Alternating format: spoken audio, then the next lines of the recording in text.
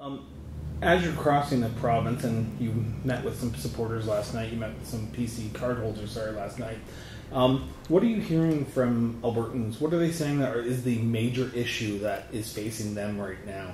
You know, it's interesting because as I'm traveling the province, and we've hit virtually every corner of the province and we'll continue to do so, I would say 80% of what I'm hearing is the same throughout the entire province. And then the remaining 20% are sort of quirky issues very unique to that region, based on population, economic activity, isolation, or whatever the case may be. But 80% is roughly the same.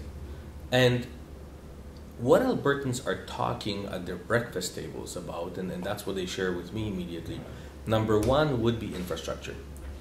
And it varies what kind of infrastructure depending on whom you speak to, but at the end of the day, it's infrastructure.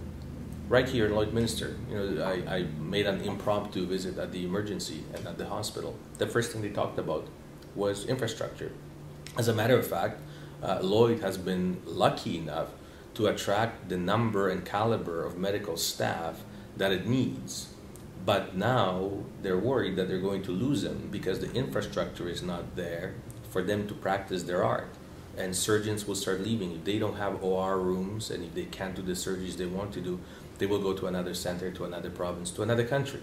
So the capacity in infrastructure for hospitals, for schools, for senior facilities. You have right now 12 seniors in your hospital occupying hospital beds. They should be in a seniors facility. Not only is it occupying beds that are otherwise needed for sick people, but also this is not the kind of care you want to give to your parents. They shouldn't be in hospital. They should be in a much more dignified place of retirement, where they should be residing, not in a hospital. So those kinds of pressures.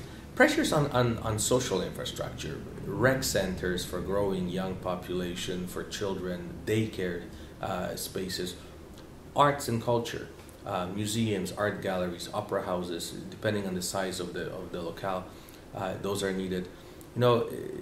My wife's family, stemming from Saskatchewan, moved to Alberta a number of years ago, and they always told me that when they used to travel back and forth, he always knew when you hit Alberta highways because they were in much better condition than in Saskatchewan.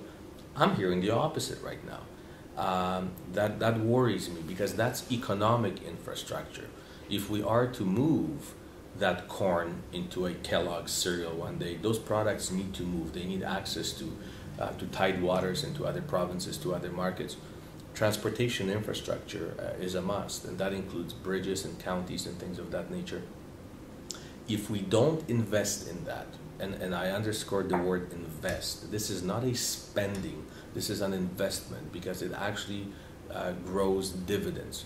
Social infrastructure addresses quality of life, it attracts and retains people who are happy to live here, they pay taxes, they grow our economy. Economic infrastructure, you just can't move your goods to market if you don't invest in that kind of infrastructure.